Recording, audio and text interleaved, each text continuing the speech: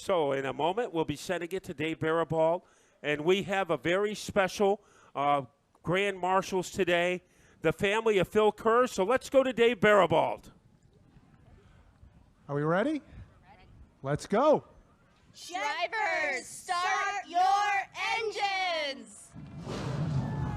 I think that was a great send-off, Matt. Let's go racing!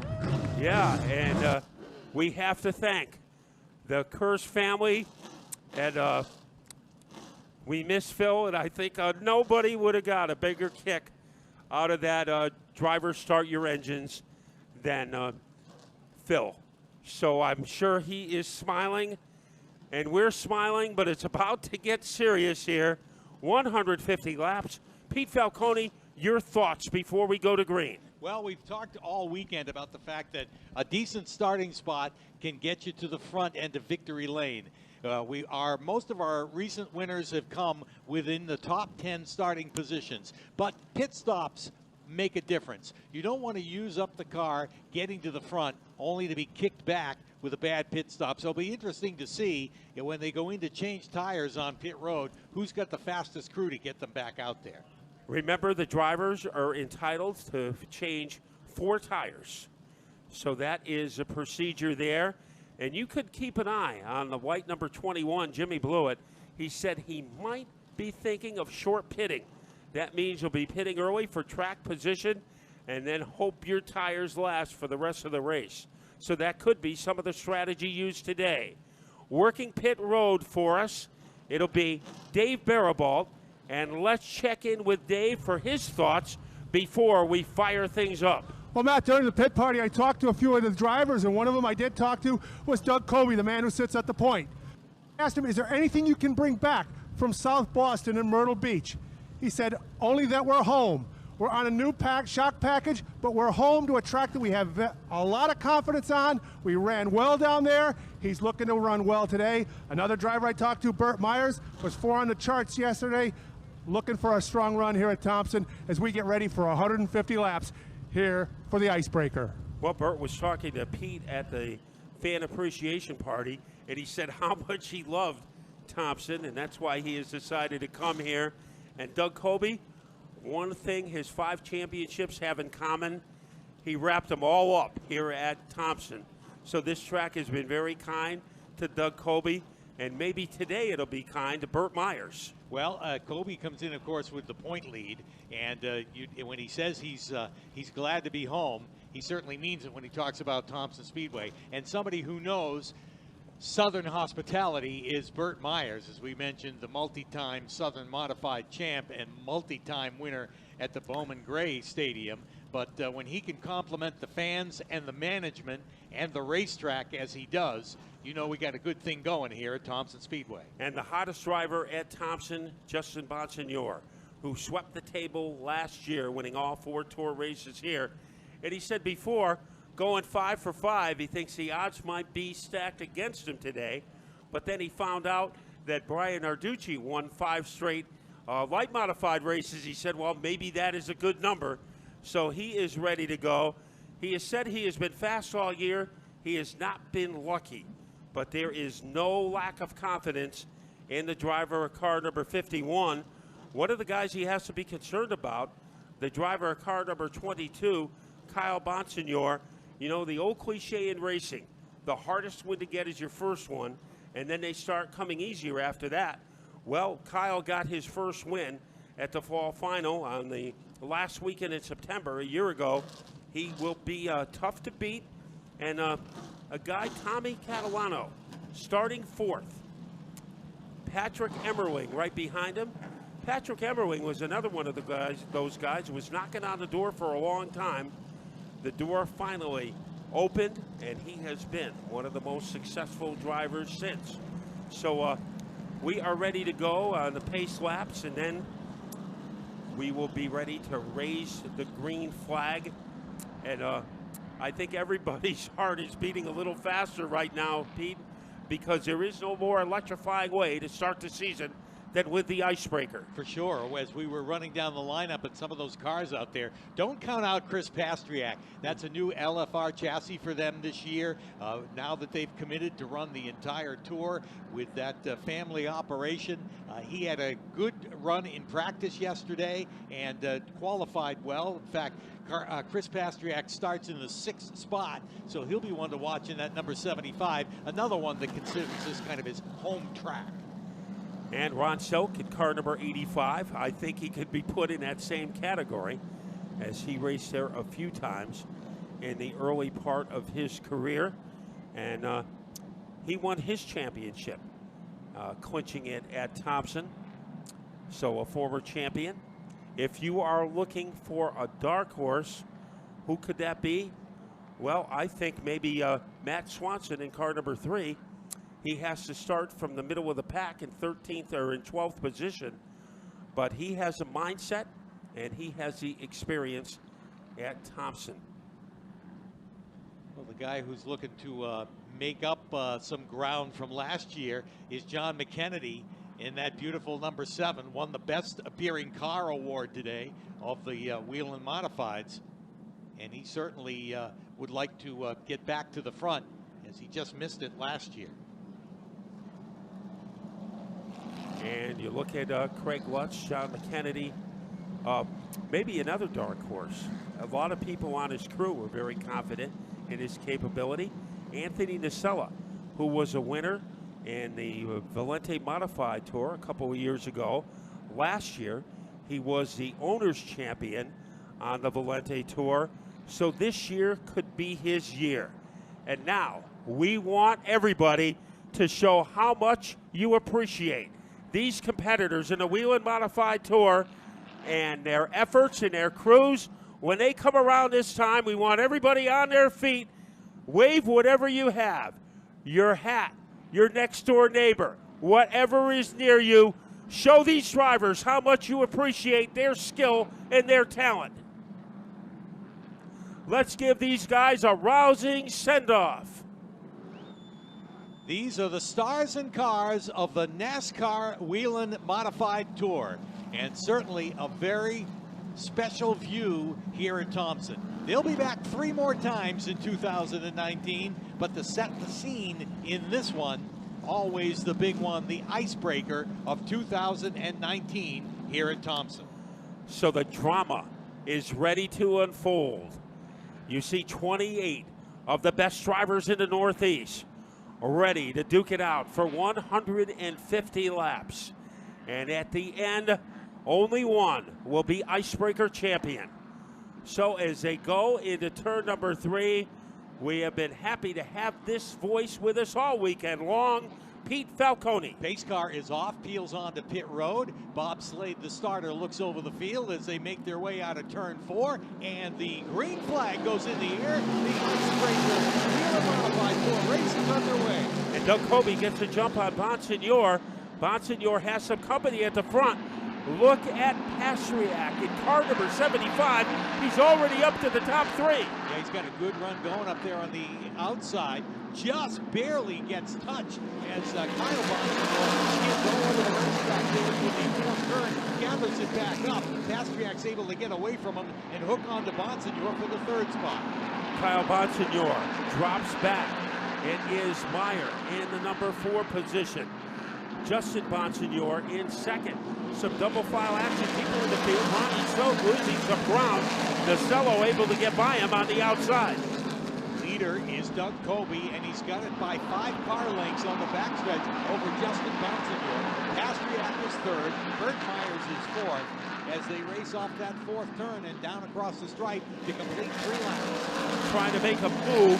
That is Patrick Emmerling in the 07. He is inside Kyle Bonsignor, and he picks up the position. A pretty good slingshot move by Emmerling. Give a call to Kyle Benjamin into number 15, who's also got a good run going as well as he makes his way across the stripe. John McKennedy tried to stick it underneath Woody Pitcat. It didn't work. He faded backwards and now has to worry about Timmy Salamito. Salamito is currently running 15th. Here's a move by the number 3 of Matt Swanson, working the bottom of Rob Summers out of turn 4. Makes the pass and picks up the spot right behind the 22 of Bonson. Boy, that was a pretty daring move by Swanson, but he moves up into 8th place. Right behind him is Summers. Up at the front, Doug Colby. You remember, you get 1 point for leading a lap. You get 1 point for leading the most laps. And Colby wants to stockpile those points. Meyer in 4th, 1 notch ahead, or 1 notch behind Pastriak. A little deeper in the field, we see that a car driven by Blewett trying to make a move as it approaches the back bumper of Kraus. Just in front of him, the number 7 made his way around McKennedy, got around Timmy Solomito. Solomito, the back end of that car just kind of washed out on him a little bit, and that was able McKennedy to make the move and pick up a spot outside the top 10, but still trying to make a march towards the front. Calvin Carroll with a good side-by-side battle against Kraus, so we'll see if he can pick up a spot. That is Blake Barney in car number 41. Timmy Cataldo is behind them. And up at the front, Colby stretching out his lead to about a furlong over Justin Bonsignor. Still some heated action a little deeper. Ronnie Silk battling with Rob Summers. And Silk heading into turn number 3. Let's see if he has enough go power to get underneath Summers. And they're side by side, just barely touched through that first 4th turn. Silk trying to put the moves on Summers as again he continues to work the inside just ahead of him, making a pass down on the bottom, getting around the 92 of Nocella. Craig Lutz picks up a spot around Nocella. Now Silk is able to clear Ron Summers, and he picks up that spot. Boy, making it look easy was for Lutz Tracker as he got underneath Matt Swanson. Now Summers loses another position as getting by him is Dave Sapienza in car number 36. Nothing has changed at the front of the field. It is still Doug Colby, but there is some intense action a little deeper. And Nocella tries to shake free from the Solomito. That is Goodale. He is right there with Calvin Carroll. So very close racing from about 8th place on back. Just in front of that is Matt Swanson, all over the back of Kyle Bonsignor trying to make the pass. Looks to the bottom on the backstretch as they race down into turn 3. That's Swanson on the back bumper of Bonsignor. He'll do it again. Cuts it way down low out of turn number 4. And then races side by side with him into 3, makes the pass, and slides right back up in front of him. While the door's open, Craig Lutz will take a look at it. Down and it's a pretty big door. Yeah, trying to make that pass on Kyle Bonsignor, and does. He does. As Bonsignor went high in the corner, and it cost him a couple of positions. Silk doing his best to hold off Nocella. That is a battle for 10th place. So Ronnie Silk has that. You get the feeling Matt Swanson, the race really hasn't started for him yet. He likes to wait until the end, but he is doing a pretty good job running in the top 7. Leaders have set a torrid pace as Doug Colby has gotten out to a comfortable lead, but Justin Bonsignor keeping him honest because he is only about 4.5 car lengths back, and those two have driven away from the 3rd place runner, Chris Pastriak, in the 75.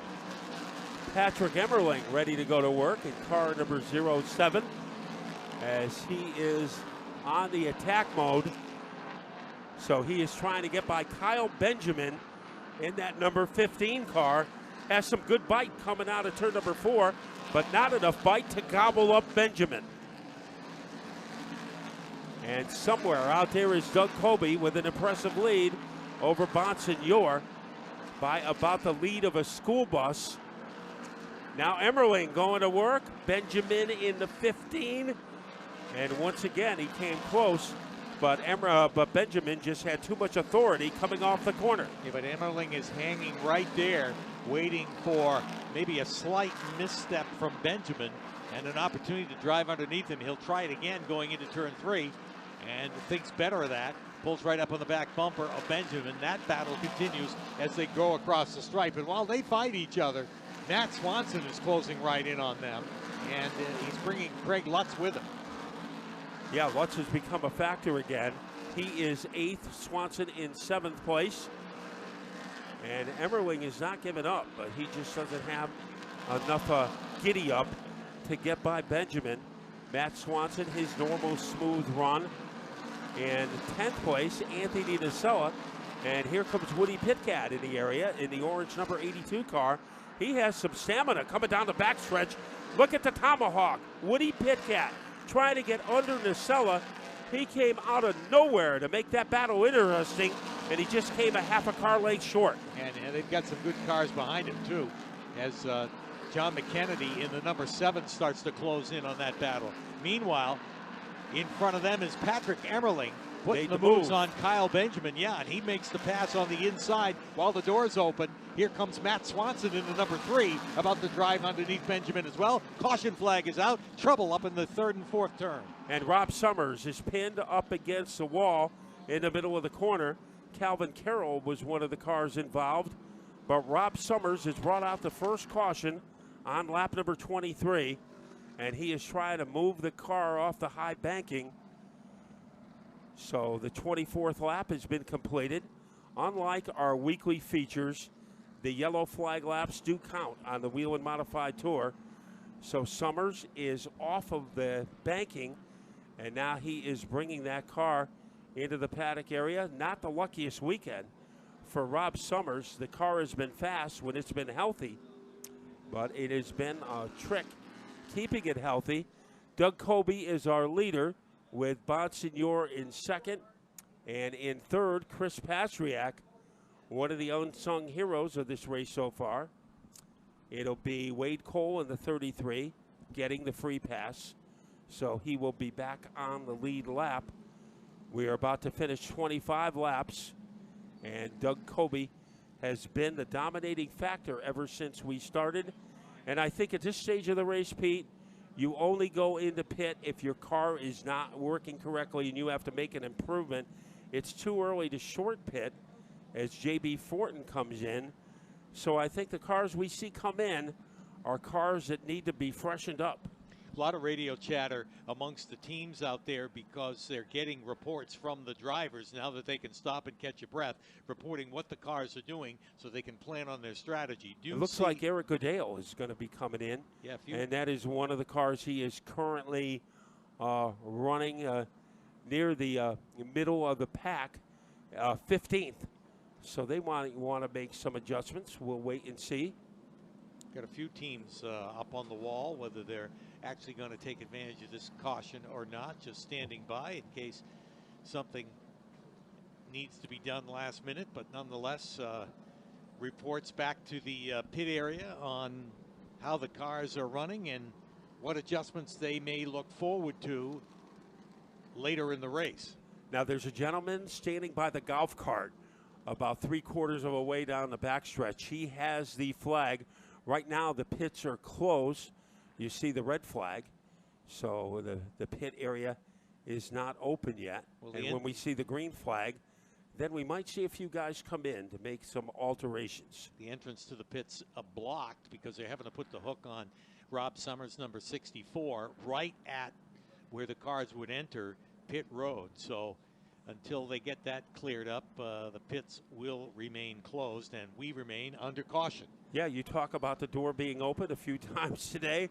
This time, there is no door. It is a log jam, and now the 64 is being moved by our wrecker. And let's see if the green flag comes out. I think that'll be the case. And there it is. So the pits are open, and we see who will go in. Our pit reporter is Dave Barabald, and he will keep us updated on what changes are being made. But I think the top 12 or so should be very well secure in their positions. And we'll see who the gamblers are to make an early pit stop. Tough break for the 64 crew. That's the second time this weekend that car's gone off on the hook. We mentioned earlier that he had pretty good contact with the wall during practice, the early practice yesterday. They took most of the rest of that practice and the first 3/4 of the second practice to get it repaired. Came out and got a few laps in anyway. Eric Goodale is the first to go in, followed by Jimmy Blewett. So we figured Goodale would go in. Blewett looking to get faster. And right behind him, Kyle Bonsignor, Timmy Salamito, Blake Barney, Sammy Ramo, Calvin Carroll, J.B. Fortin, Ken Hagee, and one more other driver at the far end of the pit stop. So we'll see what's going on. Tire changes for Eric Goodale. Remember, drivers can change 4 tires during the course of the race. They don't have to do it all at once. And he will be out. Eric Goodale, Salamito out, Jimmy Blewett out, and Sammy Ramo out as we go to Dave Baraball. Well, I'm caught up with Stash Patova. Stash, what's the game plan on Jimmy Blewett? We've been doing the same thing we've been doing when we got those last 2 podiums. Just getting the car where we want it to drive good and early and come in for tires later and see what the heck happens. The 21 in early. We're going to see how that change makes her run. Well, Stash Patova is one of the best mid-race adjusters on the tour. Has been with a lot of teams, has won a lot of weekly championships. So that's been the one addition to the Petruccio team this year, is to add Stash Patova as crew chief. And he has helped Jimmy get a pair of third-place finishes. So it is Doug Coby, the leader, and he has picked the outside in which to restart, something that he always does. And I think the feel-good story of this race so far has been the performance of Chris Pastriak running third. We get ready to restart the race. It'll be lap 30 when we go back to green. And that green is in the air. Coby and Bonsignor side by side down into turn 1, but Bonsignor will tuck it up behind Coby to race with him through the first and second turn. Bert Myers gets a great run out of turn 2, drives around the outside of Chris Pastriak to take the 3rd spot. He uses the outside advantage to get by the 75 car. Now working on the outside, that is Kyle Benjamin. And Benjamin, he is able to blockbuster his way around Everwing. And Kyle Benjamin is in the top 5. Yeah, Benjamin had been slipping just a little bit before that caution flag came out, but enough time to cool the tires, and he's back with his strong run. He'll follow Chris Pastriak around as Benjamin will round out the top 5. And Matt Swanson tried to make something happen on the bottom. He couldn't. Let's see if Woody Pitcat can, as he is dead even with McKennedy as they approach turn number 3. So Woody Pitcat taking a gamble on the inside groove, and he is embroidered on the fire suit of McKennedy as they go into the second corner. And Pitcat's going to get stuck down there for a while because he's got a couple of more cars up on that outside groove. Dave Sapienza right on the back bumper of McKennedy, so there'll be no chance for Woody to get up in front of any of those cars and get back in the top line. So he's hanging tough on the bottom, side by side with McKennedy. Well, Matt Swanson just made a slick move to get back on the outside groove. So right now, Matt Swanson is 10th.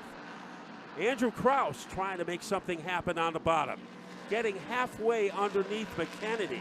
The number 24 car, right behind him is Jimmy Blewett. It didn't take Blewett long to get back into prominence. Yeah, Blewett after that pit stop, he's rocketing back to the front. Look at him walk right by John McKennedy on the backstretch as he just dove underneath him and makes the pass going into turn 3. He'll slide up in front of him as they come out of turn 4 to pick up that spot. McKennedy, not the kind of run he was hoping for this afternoon. DeSella got a little loose as Silk got underneath him in turn 4, but he's able to make a pretty good recovery. Anthony DeSella in 8th place. Our leader, Doug Coby, a forearm shiver to the back bumper of the 92 car administered by Ron Silk. So some Woody Woodpecker action there, but the feathers are not ruffled for Anthony DeSella. Look at Silk go underneath with a dive bomb move. Yeah, Silk tried to make that move but couldn't make it stick, and DeSella races right back. He'll try it again here in turn 3, just enough, but does not clear him. Now he does. Boy, he needed a little extra boost in the middle of the turn to clear him and get up in front of him. So Silk picks up another spot. Now complicating matters, here's Woody Pitcat down low against DeSella. Kraus is right behind him. Woody has run quite a few laps on the bottom groove as he pushes Nocella up, trying to make some room for himself. That time the door was open because Woody Pitkat banged it down. Boy, that is a traffic jam right there. Pitkat, Nocella, Kraus, Blewett, and Matt Swanson all running together as they head down into turn 3. Jimmy Blewett must have made some pretty good adjustments on that car. I think Stashmatova had a magic wand instead of an air wrench. Here comes Blewett underneath Nocella. He picks up the position and is taking Matt Swanson with him. Yeah, Swanson gains another spot as he gets around Nocella and will follow Jimmy Blewett along as they've got some ground to make up if they're going to get to the front, because the leaders once again have checked out in the names of Doug Kobe and Justin Bonsignor. Pretty much the same distance between them as there was before the caution flag, but they are almost a half a straightaway ahead of Burt Myers, who runs in the 3rd spot. As they are leading by the length of a cow pasture over the number 3 car, Burt Myers making things happen. Woody Pitkat back end almost wiggled on him. Andrew Kraus right behind him. Then we have Blewett followed by Swanson and Nocella. So the intensity is about 8th place on back, and that's where the hard-nosed racing is happening. And there is Kraus trying to go underneath Pitkat, and he was denied. Ronnie Silk on the backstretch, trying to make something happen down on the inside again. He'll look to the bottom as they race side by side. Craig Lutz doing a great job of holding him off, but Silk is pounding his way in there and finally does make the pass and is able to slide up in front of him. So pick up another spot for Ron Silk. Yeah, he was able to barnstorm his way underneath the 46 car. A pretty nifty move by Ron Silk. Kraus trying to make the same move against Pitkat. That is for 10th place. So Kraus trying to get into the top 10, but Woody Pitkat has the veto power.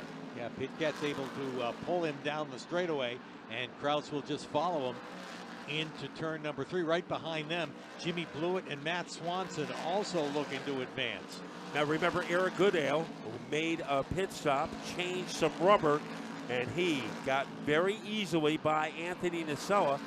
Trying to do the same thing, Dave Sapienza in car number 36. Also a man on a mission is Sammy Ramo, currently running 18th in our 28 car field. But right now, nobody has had a clue of how to stop Doug Kobe. Yeah, Kobe continues his fierce pace coming out of turn 4 right now, and Bonsignor has kept the same distance as both of them, as we mentioned before, have pulled away from the rest of the field. Bonsignor, we can't say stays within striking distance because he's a good 6, maybe even 7 car lengths back, but at least he's not letting Kobe get totally away. And Kobe a little faster, but not much. On the last lap, he was just 4/100ths of a second faster than Bonsignor. So right now, those cars are running pretty equally. Ken Hagee, he is the target, a sitting duck. Kobe goes by him. Now here is Bonsignor, and Bonsignor is going to firecracker his way past the number 18 car of Hagee. So it is Doug Kobe who has led every step of the way so far. 1/3 of the race has been completed. A little deeper in the field, we see Emmerling. He has to pay attention to Ron Silk in car number 85. Craig Lutz is behind them. So it is Emmerling in 6th place, and that position could be in jeopardy in the next few laps. Yeah, Ron Silk has really picked up the pace here. Several laps after that restart, got around a number of cars to get to the position that he is right now, and right up on the back bumper of Patrick Emmerling. That's a good battle. Emmerling protects the bottom through the the 3rd and 4th turn, and Silk just can't find the running room to get up beside him. Power move, Jimmy Blewett getting underneath Pitkat. So Blewett climbs into the number 9 position, and that was vintage showtime right there as he was able to cannonball his way underneath Pitkat. Ken Hagee is on pit row. Here comes Kobe. He has to navigate his way around J.B. Fortin, and he does. But Bonsignor has used that to his advantage. He is caught up. So Kobe with a little difficulty getting by Fortin and Bonsignor trying to cash in. Yeah, Bonsignor took real advantage of that as Kobe had to hesitate just a second to get around that lap car. But just like that, Kobe's able to drive away and open it up by 4 car lengths once again. And a good job of threading the needle by Burt Meyer. There were lap traffic in front of him as Cole goes sideways, but Meyer goes by him. And as they gangbuster their way into the second corner, Chris Pastriak has narrowed the gap that separates him from Meyer. Yeah, that's turning out to be a good battle for third. Meyer had gotten around Pastriak on the restart. Now Pastriak trying to come back as he's within a length of Meyer in the race for that position. All by himself is Kyle Benjamin. Benjamin running in the 5th spot. And then Ron Silk starts to pull away from Craig Lutz. And Jimmy Blewett starting to lean on the back bumper of the Patrick Emmerling car. Showtime. They made one adjustment. They will make another pit stop for tires. But right now, trying to blow by that number 07, Jimmy Blewett. And Emmerling is holding him off for the time being. But Blewett, he might see a little daylight on the bottom groove, and he will try to take that to the cash register. Yeah, he's right there on the back bumper of Patrick Emmerling. They got a lap car down on the bottom. The 45 and Timmy Catalano in the way so that Blewett can't make the move then, but now he's looking for it out of turn 2. And it looks like he might have it as they are able to rumble their way into the third corner, and Jimmy Blewett is now in 8th place. So he has come from the rear of the field to be in the top 8. Best battle was between Meyer and Pastriak, and now Meyer with a little bit of breathing room. But Pastriak, he was close enough to wipe the sweat off his brow. Doing a great job in car number 75, looking for his 3rd consecutive top 10 finish. Yeah, he was there a little while ago, but we see that 75 kind of wash up the racetrack a little bit when he's in the turn, and when he does that, he loses ground on Meyer. So that could be an issue as far as the handling goes on that number 75, though he still remains about 3 car lengths, call it 4, behind him. And Bonsignor continues to put the pressure on Doug Kobe. Now double file lap cars in front of Kobe. This could be hair-raising, as Kobe had nowhere to go momentarily. Now Melissa Fifield drops down, and he gets by her, and he gets by Carroll. But that was a little difficult, probably more difficult than it needed to be for Doug Kobe. Yeah, Kobe had to wait a second before he could get back in the throttle coming out of the turn because those lap cars were side by side. But once Carroll cleared Fifield, then Kobe just rocketed on by. Here is Pastriak. Almost got close enough to shake hands with Burt Myers. He is close enough to do chin-ups on the spoiler of that number 1 car, but not close enough to get by. Here is Blewett, and Blewett makes another power move as to get by a lap car. The man in front of him is Craig Lutz, running 7th. So Jimmy Blewett, one of the fastest bullets in the chamber since he made that pit stop on lap number 23. The leaders are going to run into some fairly heavy traffic here in a couple of laps, even though we're talking about the 19th spot. 18th, 19th is the cars that they'll be putting down a lap. Rob Summers has gotten back out there after some repairs behind the wall, but he's in danger of going yet another lap down as Kobe starts to close on him. But there will be some tough traffic to cut through here within the next few laps. Yeah, Rob Summers is 45 laps down. So or 25 laps down. So that is still a lot to make up. Here comes Blewett on the back stretch, but he still trails Craig Lutz by a considerable margin. Up at the front, Doug Kobe gets by Summers. Now he will be attacking the 18 of Hagee. 67 laps have been completed, so we are approaching the halfway point of this race. And only 1 caution flag. And we are getting to the point of the race, Pete, where the next caution flag, maybe all of the front runners will be coming in. Well, we got a pretty good battle just inside the top 10. Woody Pitkat, Patrick Emmerling, and Matt Swanson. They've been mixing it up.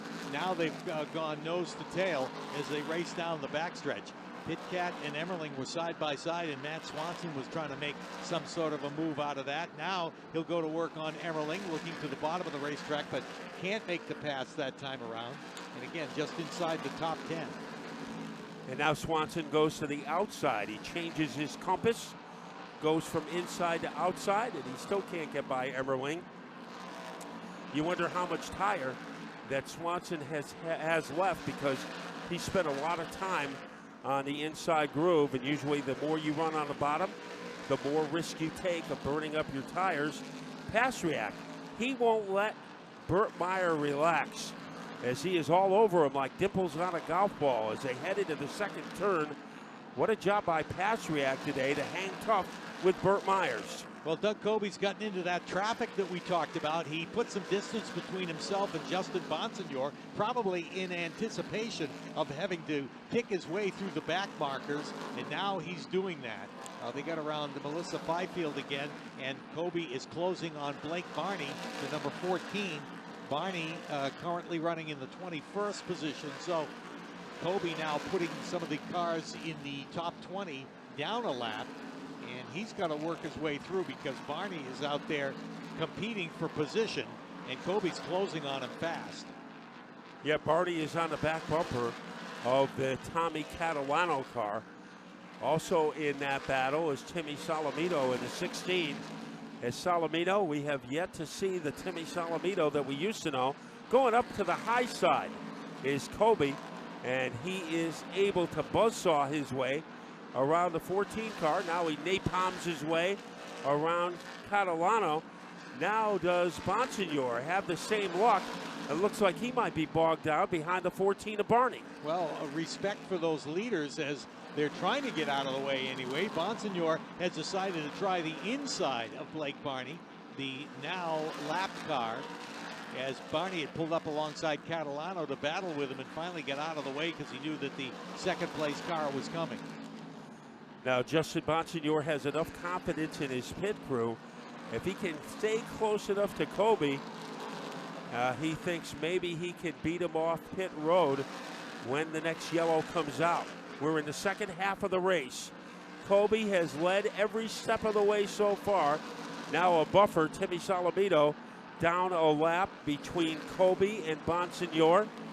Now what about the battle between Meyer and Pastriak? It has been the same. A little bit of an edge for Myers, but not enough that he can relax.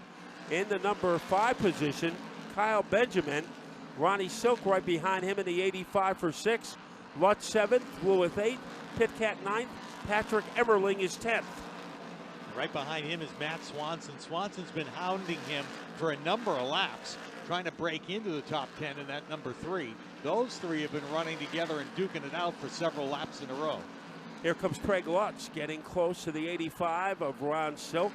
Remember, Silk got by him about 10 laps ago, and now Lutz will be trying to pay him back, but it is Silk by the length of a popsicle stick over Craig Lutz. And Meyer has a car in front of him, J.B. Fortin. That could slow him down a little, but Meyer is able to handle it. Pastriak had a little room on the inside, but couldn't get there fast enough to take advantage of it. Pretty good battle going down into turn 1. It's Patrick Emmerling working the bottom of Woody Pitcat. They're coming up on lap traffic. Let's see if that plays a part. And Emmerling is able to squeeze between the lap car and still keep his nose underneath Woody Pitcat. Matt Swanson is right there waiting for something to happen as well. Emmerling again still tries the bottom of Woody Pitcat but can't make the pass. Boy, that was a pretty good move by Emmerling as he got under Timmy Solomito. Trouble for Andrew Krause as that car is limping into turn number 1. We are on lap number 82. We'll see what Krause can do. Yeah, heavy smoke off the back of that car, too. Hopefully he's not putting down any fluid. He is at speed, however, and is going to make his way onto pit road. So whatever it is, it's not enough to shut the engine off, and he's able to make it back onto pit road, and we stay green. Sometimes where there's smoke, there's liquid, but apparently that isn't the case, so we stay under green. Krause has had to make some good moves today, but not enough of them. Now it is Kyle Bonsignor who has lost a lap. as Kobe's gotten by him. Justin Bonsignore, he has Nacella in front of him, John McKennedy behind him. Neither one of those cars are on the lead lap, as we have 14 cars, or 15 cars on the lead lap. The last car on the lead lap is should be Dave Sapienza. Yeah, Sapienza, the last car on the lead lap. And Kobe's got almost a half a straightaway to catch him. Bonsignore had his hands full getting around John McKennedy and Anthony Nocella to put them a lap behind. So he's lost a lot of ground on Kobe. And Justin Bonsignore is no longer within striking distance of that number 2 car. We look a little deeper, it is still Meyer with the edge over Pastriak. Then it is Kyle Benjamin, and Lutz has gotten by Ronnie Silk. So Craig Lutz is now a top 6 car. Silk is 7th. Jimmy Blewett has been 8th for a while. Then it's Pitcat, and rounding out the top 10, Patrick Emmerling. Let's check out the 2 of Kobe. Right now, there is nobody around him, and that will make Doug pretty happy. Yeah, that best race on the track right now is 9th, 10th, 11th, Woody Pitcat, Patrick Emmerling, and the 3 of Matt Swanson. They have all been running together and running hard as they head off the second turn and down the backstretch. Emmerling had tried a couple of times to get underneath Pitcat, couldn't make it work. Now they've got to pick their way through some of those lap cars as they work out of turn 4. Wonder if Pastriak is getting a little frustrated because he is close enough to carve his initials in the back bumper of the Burt Meyer car, but he cannot get by him, and he has tried for about the last 50 laps. Woody Pitcat has some breathing room between himself and Emmerling. Matt Swanson has been in 11th the last few laps, and Sammy Ramo, one of the 3 rookies in the field, has moved up to 12th, and he might have something for Swanson as they head into the 3rd corner. 91 laps complete. Doug Kobe has led it from the beginning, and he's got his most healthy lead of the afternoon right now as he makes his way out of turn 4 to click off 92 laps and on his way to put Dave Sapienza down a lap. And Melissa Fifield is on pit road. We have gone 59 laps without a caution. The only one in the race coming on lap number 23.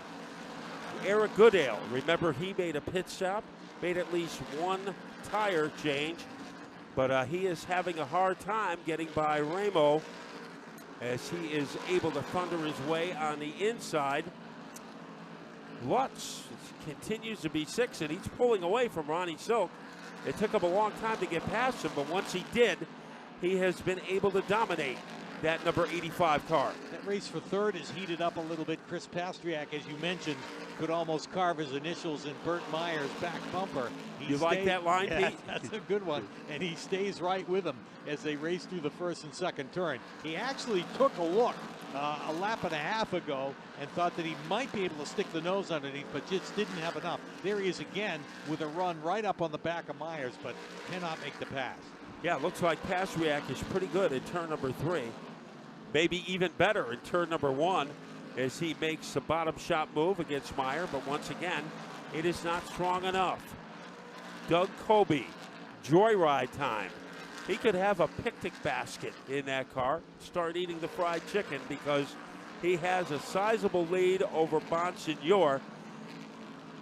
We are approaching the 2/3 mark to go in this race. Matt Swanson looking to make something happen against Emmerling, but he is stymied there. Woody Pitcat ahead of Emmerling in the orange number 82. So it is Kobe, and he hasn't been approaching any lap traffic lately, but right now he is getting ready to figure out a way to get by Calvin Carroll.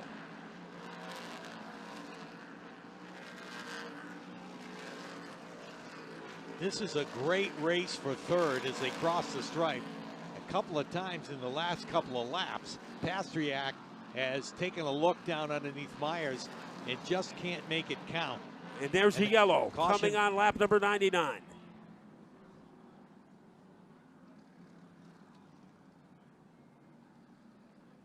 So we see a car with heavy smoke, as that appears to be one of the Catalano cars that all of a sudden, like somebody put a carton of Marlboros in the back number. So that's Tommy Catalano, who was a car in distress. So when there's white owls in the exhaust, there is problems. And the caution comes on lap number 99. Yeah, now 100 right here. And that means, will it be pit stop time?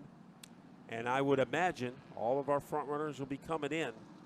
And many times during the icebreaker, races can be won on pit road.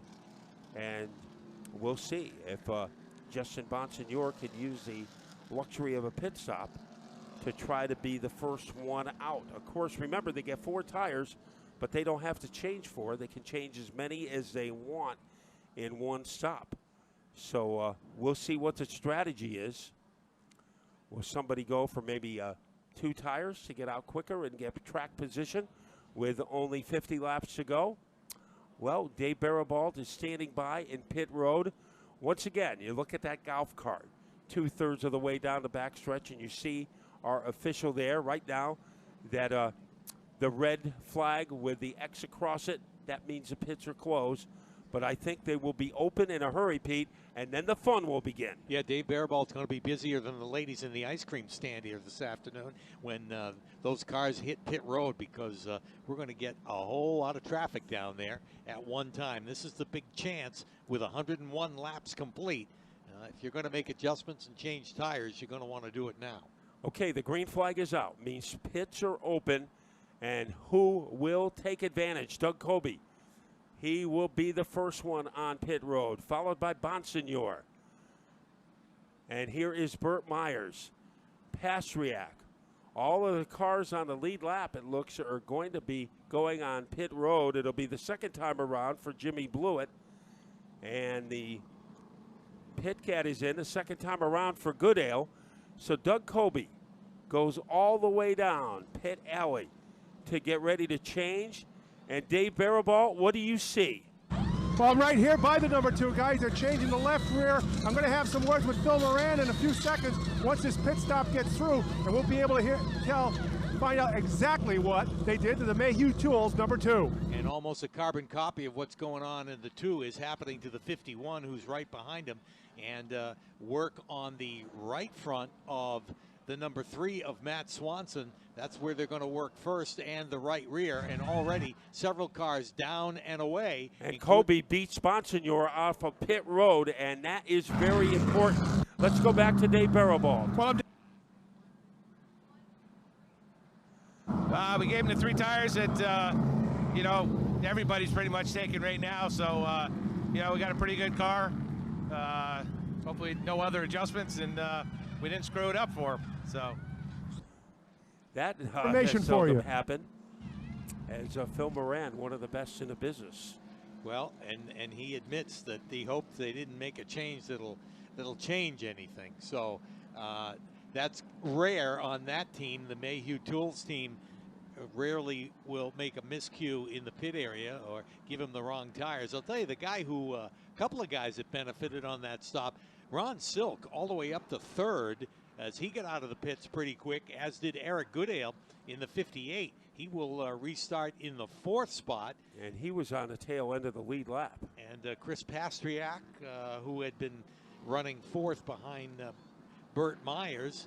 But I don't think Goodale made a 3-tire stop, because they already changed tires one time. So he might have had the advantage. Ron Silk, however, that I think is a quality pit stop. I guess there's 2 sides to every pit stop. Side 1, to try to make your car better. Side 2, if your car is better, don't try and mess it up. And I think that was the Phil Moran theory. Remember, he has won quite a few championships with Kobe, and he also was a crew chief when Todd Szegedy won the modified title in 2003. So Dave Barabald is going back to work. And I'm here with Marty Edwards, who's on the Burt Myers team. Marty, can you tell us what the call was on Burt's machine? Guess not. Hopefully we go the end right here.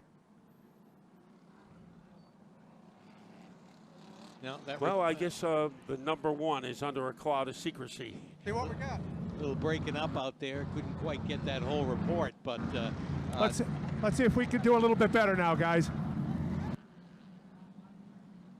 Tire.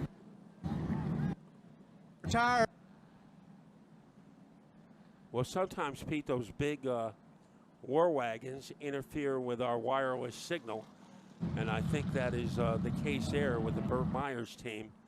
So maybe when Dave gets a moment, he can tell us what the crew chief said. Right now, it is Doug Kobe ready to get the free pass. The first car that is down a lap, that is Dave Sapienza. So Sapienza will be back on the lead lap, and when he is, we will have 14 cars on the lead lap with 44 laps to go. let's go to Dave again. Well, hopefully you guys can hear me this time. We had a little bit of a problem there. Talking to the team, they had to change some rear tires on the number 1 of Burt Myers. They changed the left front. They feel that those changes should get him back up through the field. So he makes a 3-tire change, as Phil Moran pointed out. Most of the teams made 3-tire stops. And we will see if the rubber is kind to Doug Kobe, as his first set of tires was. Bonsignor in second, Ronnie Silk in third, Eric Goodale in fourth, Chris Bastriak fifth, Patrick Emmerling 6th, Burt Myers 7th, Matt Swanson 8th, Kyle Benjamin 9th, and Craig Lutz rounding out our top 10. Also on the lead lap, Sammy Ramo in 11th, Jimmy Blewett in 12th, Woody Pitkat in 13th, and in 14th is Dave Sapienza. Kyle Bonsignor is 1 lap down, the first car a lap down. So when we get back to Green Flag Racing, we'll have just over 40 laps to go. It's like an entirely new race, if you will. Some issue on the backstretch with Doug Kobe. As Doug Kobe slows down. So we'll see what the situation is there with Kobe. And Dave Barabalt might know. Well, I'm here with Ryan Stone right now, crew chief of the Justin Bonsignor team. And what's Justin telling you about the 51? We're pretty good right now. Glad to make it to that pit stop and get on our option tire, as is everybody out there. We'll see what happens. I don't know where the 2 went just now, but something's wrong with the 2. So it looks like we got the lead. So we'll see what happens here. It's been a great day here at Thompson. Thanks for everybody coming out, and see if we can't finish this thing off, get us an icebreaker win. And Matt, we'll try to move down to the 2 team and see what's going on. Well, what a dramatic plot development. As Doug Kobe. Yeah, we found out that, Matt, that he ran over the air hose on that pit stop and has been penalized. So Doug Kobe will restart at the back for a pit violation.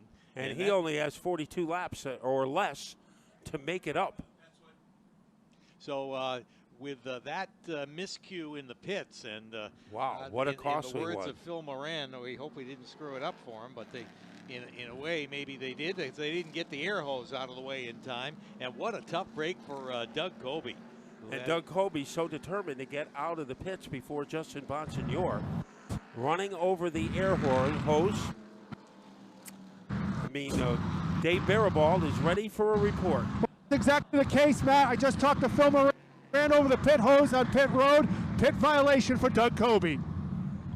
I remember the last prominent driver to run over an air hose, and it cost him a big race. Dale Earnhardt in the 1990 Daytona 500, and Derek Cope went on to win. Right now, Ronnie Silk, he has the inside groove. Kyle Bonsignor, or Justin Bonsignor, has elected to go on the outside. Here comes Bonsignor, and Bonsignor has some firepower as he is able to blur his way into the lead for the first time today. Yeah, first time with a new leader, and a tough break for Kyle. Trouble deep back. Yeah, Benjamin gets pushed way up the racetrack there in the first and second turn and is drop kicked back several spots. So tough break for him as he had a top 10 run going. But now Justin Bonsignor, the new leader. Silk is second. Eric Goodale runs third. And Chris Pastriak in the 4th spot. Yeah, Eric Goodale was able to get by Pastriak to infiltrate the top 3. Jimmy Blewett making contact with Lutz. Can Lutz save it? A miraculous job by Lutz as he got body slammed by Blewett, and he lives to tell about it. They're all jockeying for position here late in the race. 112 laps complete.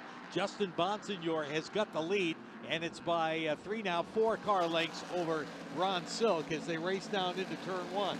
Lutz going underneath Meyer. They come together. Meyer goes up to the ozone in turn number 2, and Lutz gets a spot. He is in the top 6. He's been on a tear since the green flag came down. And the car almost got torn up, too. And Patrick Emmerling now taking a look down underneath Chris Pastriak as they race through the 1st and 2nd turn. That's the battle for the 4th spot. Pastriak's able to pull him out of turn 2 and lead him down the backstretch. Now Goodale trying to get close enough to Ron Silk to make a move, and he is unable to do it. There is a plethora of cars behind Woody Pitkat. Swanson is there. Kyle Bonsignor is there. Remember, he is a lap down, as well as a 16 of Salamito. But right now, Justin Bonsignor looks good. He is looking for his 5th consecutive Thompson victory. Yeah, and he was been good all afternoon. Probably not as good as Doug Coby, but he catches a break here when Coby gets a pit penalty and is able to restart in the lead and has opened that lead up now to about 6 car lengths on the backstretch over Ronnie Silk. Contact between Emmerling and Pastriak as Emmerling tried to open up a spot, was unsuccessful. Pete, who do you think the fastest car on the track is right now? Well, it's got to be Justin Bonsignor with the way that he's leading, but then again, Doug Coby probably is turning some pretty fast laps, trying to make up some ground. But the fastest laps, Craig Lutz in the 46. So he is the fastest bullet in the chamber right now, looking to go underneath Pastriak. Emmerling in front of him, and look at Lutz. He is even with Pastriak, and now goes by him like soda out of a shaken can. Yeah, as he makes that pass and is able to pull up in front of him and get away pretty quick away from Pastriak. Both Emmerling and Lutz really on a tear down the backstretch. They are currently running 4th and 5th. And Justin Bonsignor can look behind him and see a battle between Silk and Goodale. Eric Goodale wasn't a contender until that last pit stop. So I think the strategy of coming in early and making a tire change and then coming in late and making another one enabled Goodale to have a chance at a podium this afternoon. Swanson fighting with Pitkat. That is an intense battle. Here comes Swanson down low. That's the race for the 8th spot with Pitkat and Swanson exchanging blows there through the 1st and 2nd turn. Pitkat has got the position. Swanson right behind him, taking Jimmy Blewett, and a move by Kyle Bonsignor. Down underneath Blewett, skirts right by him to take the spot. Let's see what Lutz can do against Emmerling as he gets in the shadow of his back bumper as they bullet their way into the corner. It is Lutz not gaining as much as he wants to. Pastriak holding off Meyer. Pitkat, a participant in that battle. Swanson going down low. He has been not bashful about going down low, but he couldn't get by Pitkat. Boy, it looks like Lutz, Pete, has almost caught the 07 of Emmerling. Yes, that is a great battle for the 4th spot. Lutz is right there. You said he had the fastest lap not all that long ago. And it is Lutz looking for leverage on the inside. Here comes Lutz making a power move as he blisters his way underneath Emmerling. He is almost there. They come off the corner, and that is too close to call according to our scoring. It is still Emmerling in front, but for how much long? Lutz takes over. Yeah, and Emmerling comes right back as Lutz made that pass and slid up in front of him. Emmerling made the move to come back down and try to pass him again on the inside, but the crossover didn't move, and Lutz is solidly in the position. It is Bonsignor still in the penthouse. Silk, he trails by the length of a light pole in 2nd. Then it's Goodale, and the drivers putting on a show are running 4th and 5th. Craig Lutz and Patrick Emmerling. Maybe a show can develop behind them between Pastriak and Meyer. Myers is on fire, trying to get underneath Pastriak. That is the same battle that we had before the caution, back when they were racing for the 3rd spot. And here comes Burt Myers, side by side with Chris Pastriak down into turn 3. That is a great battle for position, and Myers is able to get it. The momentum for Myers, and now he is in the top 6. Emmerling in 5th, Lutz in 4th, and Bonsignor goes by one of the slower cars, no problem for him. And Justin Bonsignor went by Sapienza. So could this race be decided by an air hose? A little littering in the pit box, and we'll see if Bonsignor can take it to the bank. He's setting a pretty good pace. Ron Silk not quite in striking position. Silk has got a comfortable lead over Eric Goodale, who runs 3rd. But Silk just can't seem to close on Bonsignor. Bonsignor marches down into turn 3. And here is Emmerling looking to pay back Craig Lutz for taking a position away from him and couldn't get serious enough to make the move. Matt Swanson having a good top 10 run. Doug Colby is all the way up to 8th. So Doug Colby still has 19 laps to go, and he is in 8th place, looking to get by the combination of Swanson and Myers. Yeah, but Swanson cuts right down in front of him. Whoa. As he tries to go to get around Burt Myers, and almost took out Doug Colby when he did. Swanson made like a hard left turn in the middle of the turn to try and get around Myers, and Colby was just about to pounce underneath Swanson. That I don't think Swanson knew Colby was there. So Colby had to back off, and now Swanson side by side with Myers. That means there's no place for Colby to go. He has a fast race car. Now he gets around Swanson, and he's going after Myers. And if he does, Doug Colby will be in 6th place with 16 laps to go. Yeah, he had to, Swanson had to hold up a minute because Dave Sapienza, the lap car, was there. Look at Colby. Drives by Myers like he's standing still to take up the spot, and now tears down the backstretch. It looked like the tires of Meyer were made of cement, and Colby was able to get by him. He is in 6th place, but he only has 15 laps left.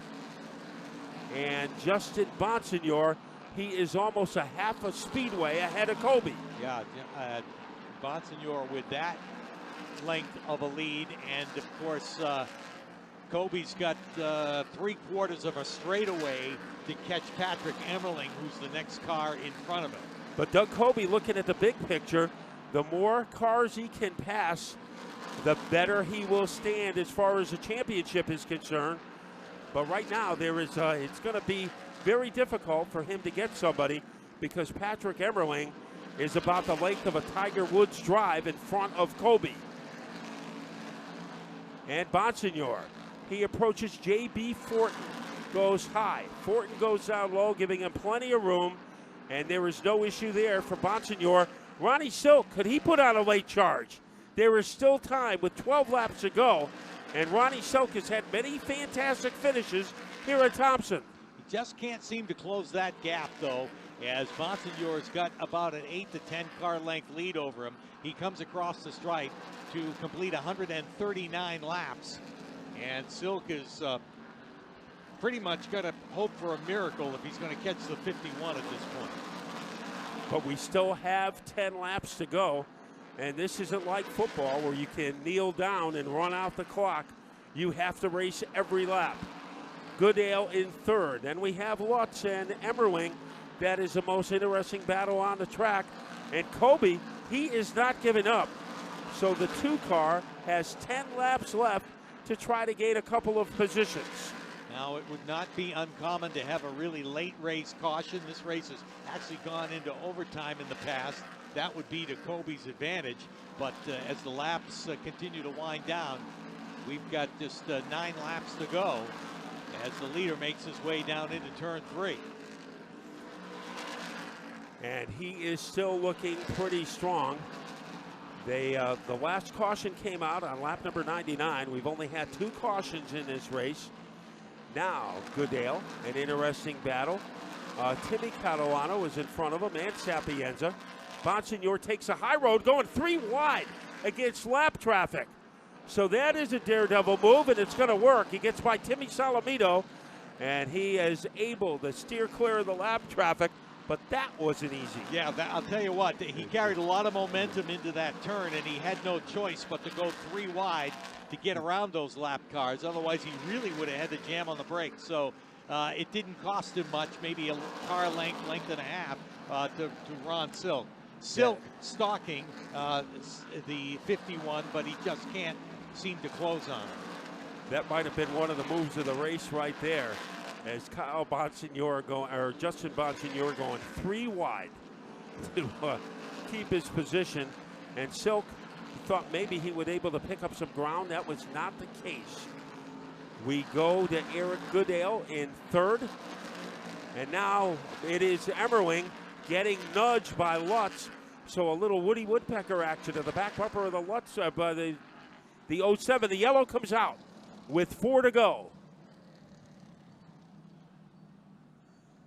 So a dramatic plot twist. That was a pretty good battle between Emmerling and Lutz. But the yellow is out. Boy, and that is, I'll tell you what, we talked about the fact that there was the possibility of a late race caution, and that's what Doug Kobe would need to try and close the gap on those leaders, and it came true. We talked about the fact that there have been late race cautions in this event, and we've actually gone into overtime. This is going to be interesting as they'll rack them up for the restart. Okay, the format for the overtime. A maximum of 2 laps. Now, if they finish, before they finish 1 lap, if a yellow would come out, you go back to another 2-lap scenario. However, if the white flag comes out after they cross the line, the next flag, either yellow or checker, will end the race. So we will do this as many times as we needed to. If you go 1 lap and don't finish it and the yellow comes out, we have another overtime session. But if the yellow, if you cross the line and the white flag comes out, then the next flag will end it. And it will be a side-by-side restart between Bonsignor and Silk. Goodale 3rd, then it's Emmerling, Lutz, and Doug Kobe is 6th. So in 2 laps, maybe Kobe can pick up a couple of positions, because remember, he is looking at the big picture, trying to win his 6th championship. So any points he can get will be like an added bonus for him. He came in here with the point lead. He has a win and a pole so far in 2019, and with a decent lead over Jimmy Blewett. And we talked about the fact that Justin Bonsignor has not had such a great 2019. Bonsignor came in 18th in the point standings to this weekend. So it's definitely to Doug Kobe's advantage to pick up what he can, even with only a couple of laps to go. Now, Doug Kobe has already picked up 2 bonus points, as he got 1 point for leading a lap. Then he wrapped up the point for leading the most laps, because he led for the first 99. And then he ran over the air hose and lost the lead, and Bonsignor got it from him. But he has 2 points. You get 43 for winning the race, 3 added bonus points for winning. That's 46. Then you get a point for leading a lap and a point for the most laps. So Justin Bonsignor knows he will have 1 bonus point, and Doug Kobe has 2.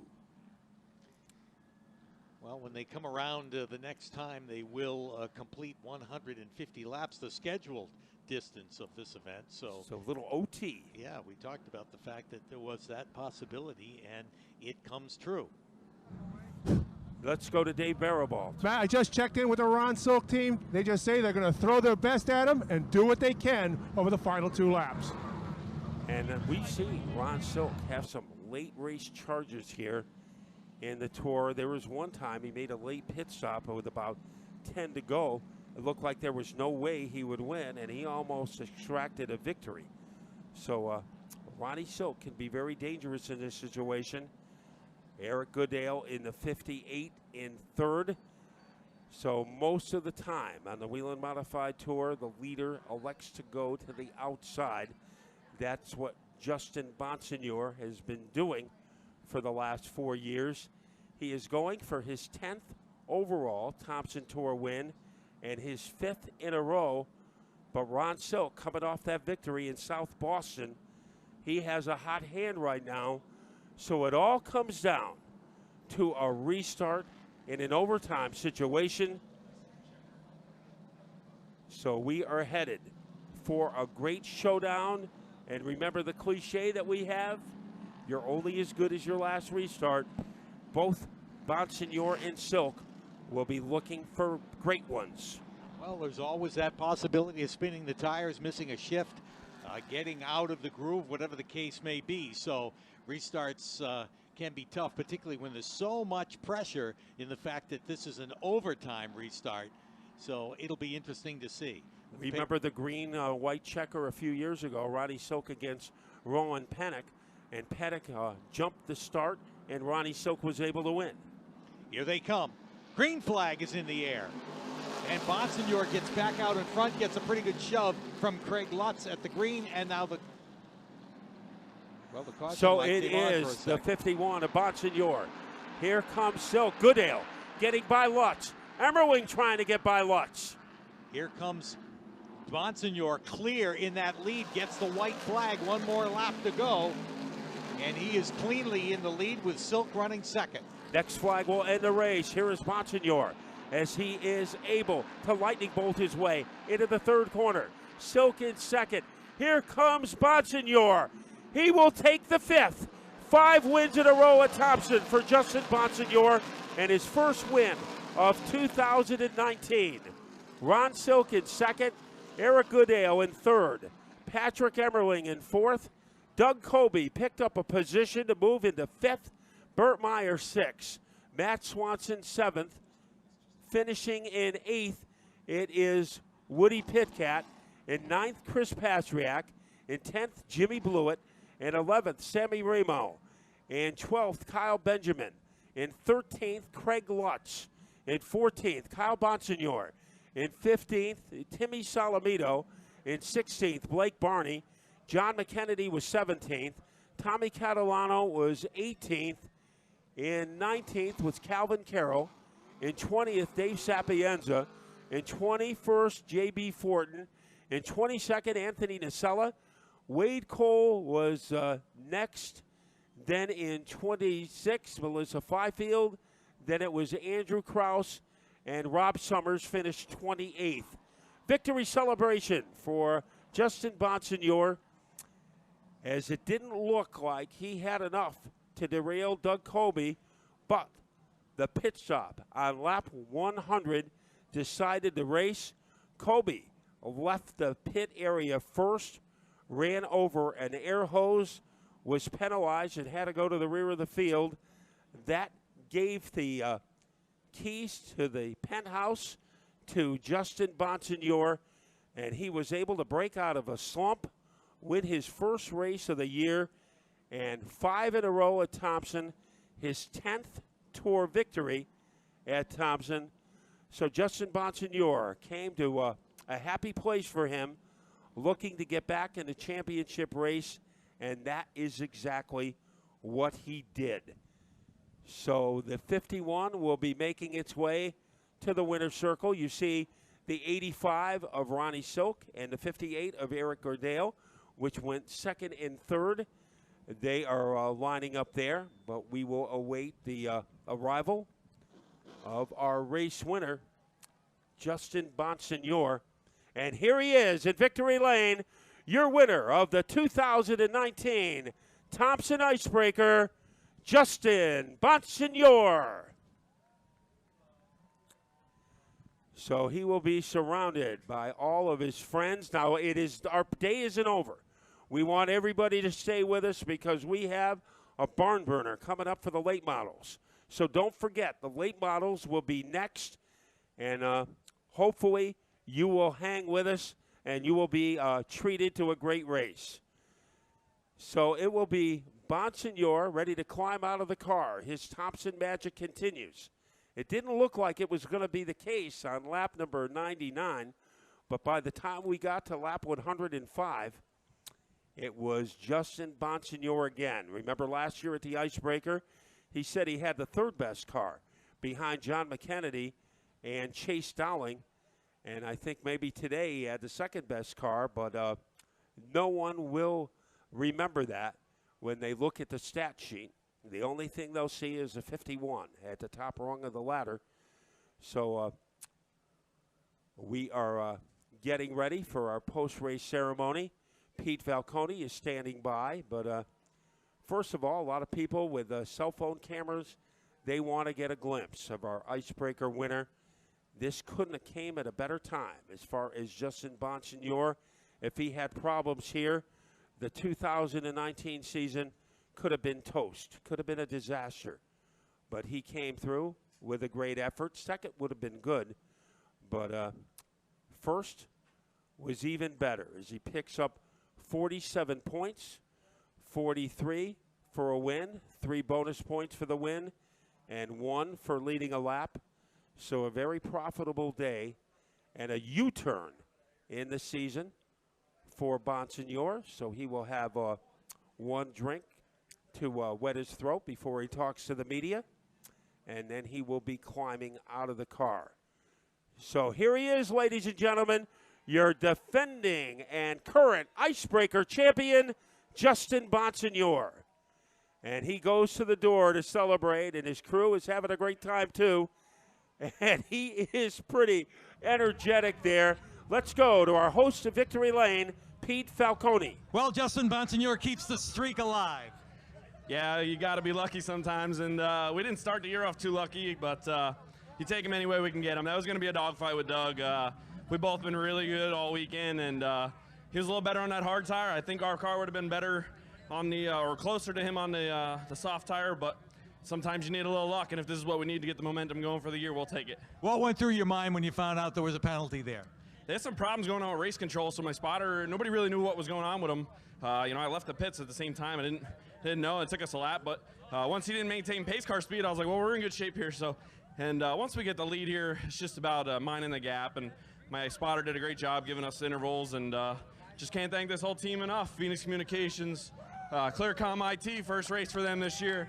All our product sponsors, Robert Yates Engines, LFR, Robbie Fuller, Ryan Stone, and this whole pit crew, the whole team just do such a great job, and this is crazy. This is my 10th win here with Thompson, with Ken Janine Massa, so this is unbelievable. Well, and it's exactly what you wished for, hoping to turn it around at Thompson, and you did. Yeah, I knew all week I was beating myself up pretty good for what I did down there last week. I tore the car up early, and I said under green last week when I was putting around about 50 laps down that I'll make it up next week, boys, and you know, like I said, you got to have some good luck to go with this deal, and on to Stafford. All right, just what the doctor ordered. Congratulations. Thank you, guys. Thanks all the fans coming out. It's a beautiful day here at Thompson. We love coming here, and good to see everybody here. Justin Bonsignore makes it 5 in a row and his 10th overall here at Thompson, and in dramatic fashion wins the NASCAR Whelen Modified Tour race. And now we'll see if Pete can get any words from Ron Silk or Eric Goodale. Eric Goodale standing by his number 58 car. And somewhere in that picture is Ron Silk. Ron Silk, how has he done in the last 2 races with a win and a second and an opportunity maybe to make it 2 in a row? And Eric Goodale had some pretty good pit strategy today as they changed a tire early. So then when everybody came into pit, he was able to not use as many tires, and it enabled him to go from back in the pack to finish in 3rd. So some good strategy there by the 58 team. So now we'll go back to Pete Falcone with Ron Silk. Yeah, Ron Silk comes home second, just shy of picking up 2 in a row. Tell us about those last few laps, particularly right after the restart. I mean, we had a great car. Not as good as the 51. I think obviously the 51 and the 2 were the 2 best cars here today, this whole weekend. But you know, I thought we were just as good as anyone else, and my guys had a great pit stop, got me out of the pits second there, 3rd, but Doug got put to the back, and track position is important. So we had a good car at the end, and you know, won last week, finished second this week. It's good to have some momentum. Congratulations. Thank you. Ron Soak picks up second spot, and Eric Goodale, another great run here today for the 58. Just a little short, but you'll take a podium finish, right? Absolutely, the way our last couple races have gone here. So this was a team effort today. My pit crew did a hell of a job on pit road. I think we picked up 7 or 8 positions on pit road. So, you know, they gave me the track position, and fortunately I was able to hold on to it for them. So real proud of them on pit road. Congratulations. Thank you. Eric Goodale comes home in the 3rd spot here this afternoon. Very happy with the podium finish here at Thompson. Thank you, Pete. And don't forget, the Whelen Modified Tour will return to Thompson on June 5th. It'll be a Wednesday night show for the Thompson 125. Also with us will be the Sunoco Modifieds, the late models, the light modifieds, the limited sportsmen, and the mini stocks. But June 5th, mark that, write that on your wrist so you won't forget it. That's when the tour will be back in town. And our next attraction here at Thompson will be May 19th, the limited sportsman long distance event. The Drifters will be here, and also it will be Military Appreciation Day. So that'll be our next attraction here on May 19th. And the next time we will see Justin Bonsignor looking for a 6-pack. 6 consecutive wins here, and we'll see if he will be able to do it. But when he celebrates tonight, I think he'll be drinking a 5th of something, symbolizing 5 straight wins at Thompson. And Ed, I don't know who has ever done that before, as Bonsignor might be in the tour history book because he was able to take the 5th today. And he will tell you he might have been lucky, but it will still count. And once he got the lead, he did a great job, and nobody was going to lasso him. So Bonsignor, still the ceremony is underway. Remember, the late models are coming up, and that is going to be a great race with William Wall and Tom Carey III on the front row. So make sure you stay with us. If you're hungry, we have great food at our concession stands. So hot dogs, burgers, chicken tenders, pizza, nachos. So the party continues as the late models will be out here, and we hope you stay with us because the late model drivers have been very patient, waiting on the mountain road for a while, and they'll finally get an opportunity to open their 2019 season. So don't forget, May 19th, a Sunday show. It will be the big day for the limited sportsmen, as they will have an extra distance event.